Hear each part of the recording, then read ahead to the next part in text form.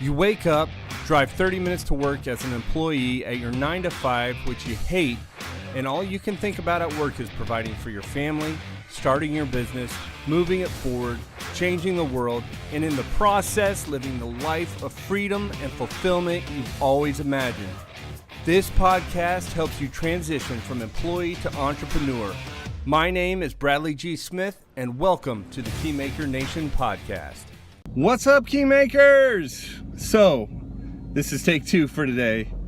So I was recording the podcast, and I ended up, you guys will never see this because I just deleted it, but I was pulled up.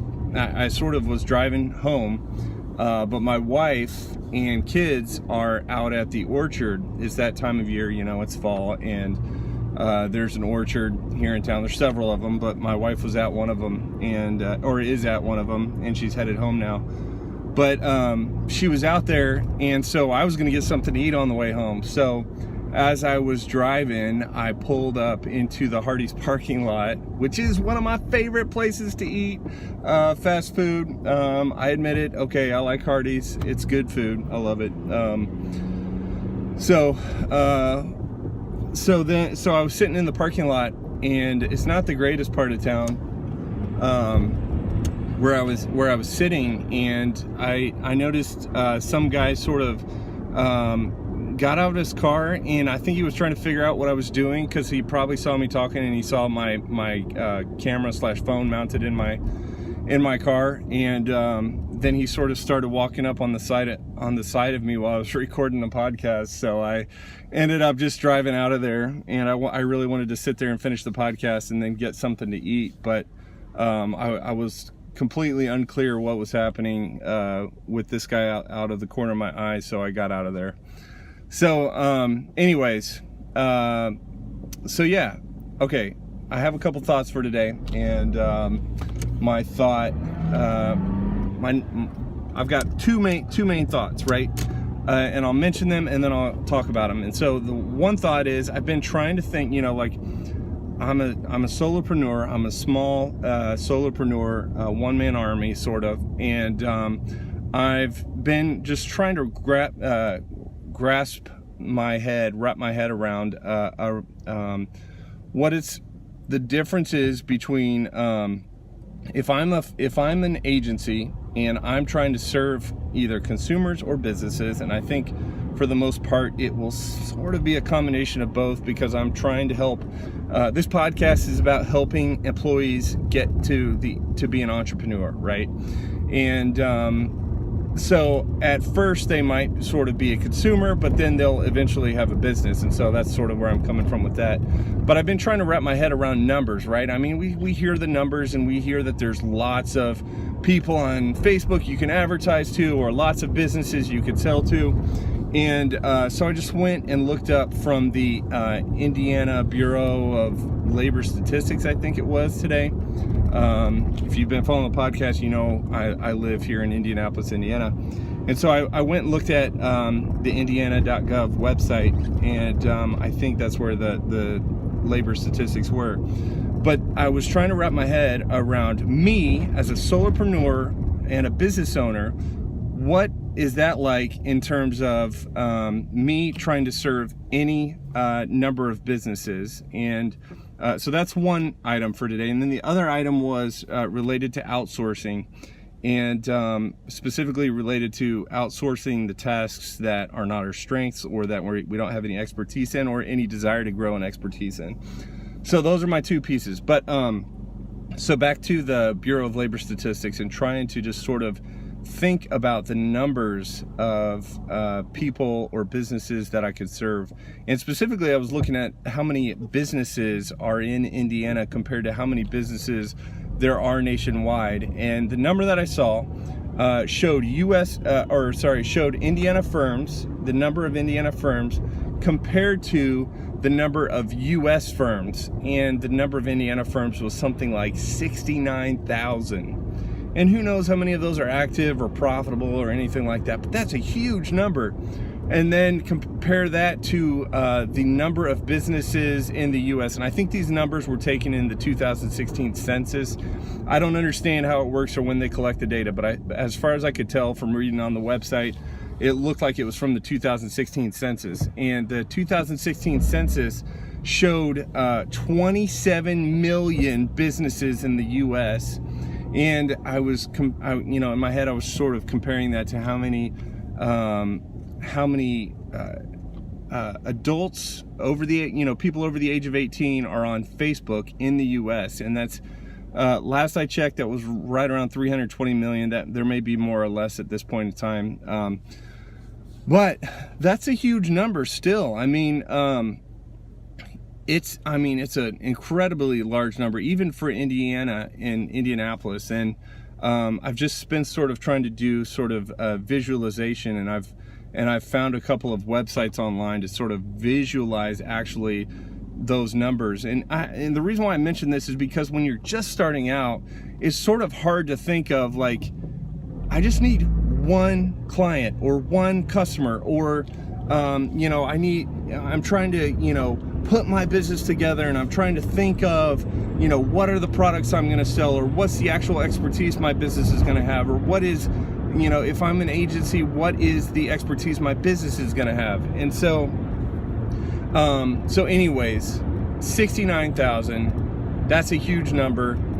And just because someone else is serving a business doesn't mean my business doesn't overlap with that business. So just because someone else might be serving, you know, any number of those 69,000 clients doesn't mean I couldn't be serving the exact same businesses. So those 69,000, it's kind of cool. You know, any of those businesses really are up for grabs in terms of clientele. And so I'm just trying to think through that.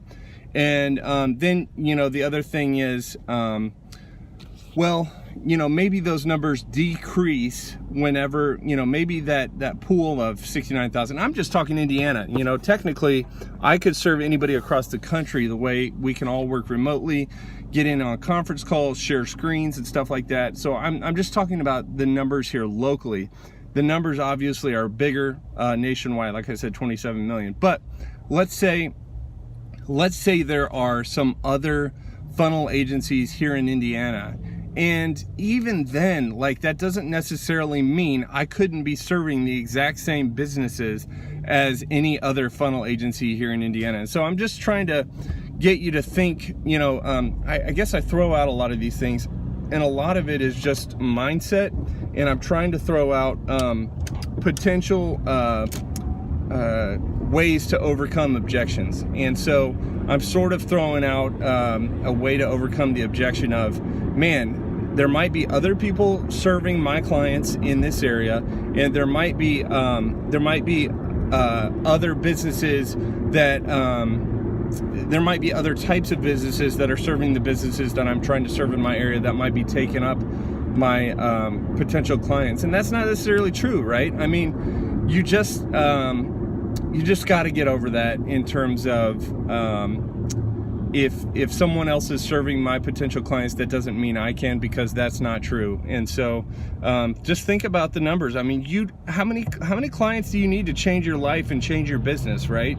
You don't need a lot of clients to change your life and your business. You don't need 69,000. You don't need 10,000. You don't need 1,000. You could do it with 100. You could do it with 10 or 50, depending on what your business is and what your product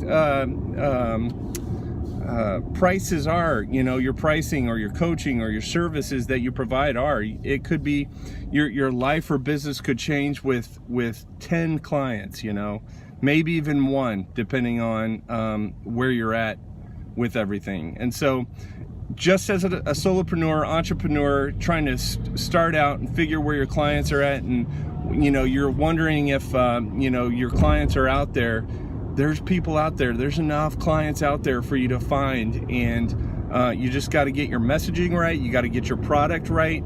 And when the market doesn't react to whatever offer you're selling, you got to change the offer until the market reacts. And you can keep changing the offer within your area of expertise until the market reacts. So that's one piece I wanted to share. And then the other piece was related to how much time I spent last night. So by the time you guys see this podcast, you're going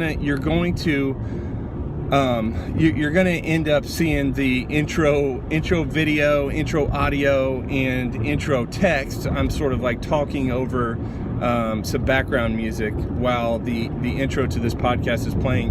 And I was just thinking last night, I was working on getting the video part correct, right? I'm doing all these things. Now I could outsource some of this, but I'm a solopreneur and I'm a little bit bullheaded, and I'm trying to kick this thing off by myself. And I know that I need to start outsourcing and really focus on my strengths and outsource my weaknesses, especially the ones that are not critical to me, especially the skills that are not critical to me knowing and understanding for my business to succeed. And last night I was just thinking, man, this is such a mundane task for me, making sure the kinetic topography is correct inside of this video using After Effects from Adobe software. I mean, I was just like, I'm good with software. I can pick it up, I can do research, I can get used to it, but I don't have an end goal to be a freelancer for video or imagery or even software at this point in time. So I was just thinking, man, I cannot wait until I outsource. And I was also thinking, like, since I'm a solopreneur and I'm basically having to do everything myself right now as I'm trying to kick off the business, I'm sort of having to get skills and expertise in things that I don't really care about or I'm not passionate about. And I'm always sort of deciphering my activities. I'm trying to think through them and say, are these activities that I'm doing right now crucial to my business? Are they income generating activities? And if they're not, I try to set them aside and really focus on what is an income generating activity. Because I mean, I'm so guilty of this in the past, where I have just spent a lot of time working on something, and I think just because I spend time on it, the market's going to reward me for it, and that's not the case. And I think I've sort of gotten a little bit smarter about that recently, and had heard some good advice about that recently. And so I've just been getting smarter and smarter about that. But for the activity I was working on last night, as much as I hated it, since this is sort of the beginning of the business, I think that it was sort of crucial for me to get this right and get it to look exactly the way I wanted it to. And I still have work to do on it tonight, but that would be my key takeaway / challenge to you is think about your activities, especially while you're starting out in your business.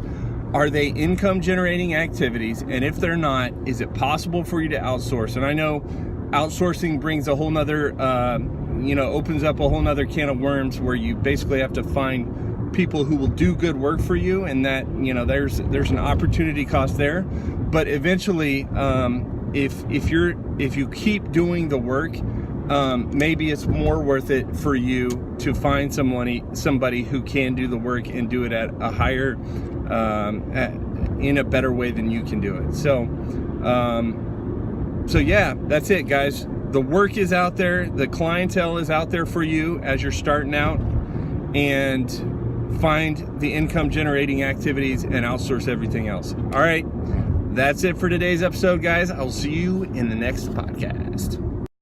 Hey guys, don't forget to join me in the Keymaker Nation private Facebook group. If you're listening to the podcast via iTunes, please rate and review. And if you're listening via YouTube, don't forget to thumbs up and subscribe. And as always, thanks for listening.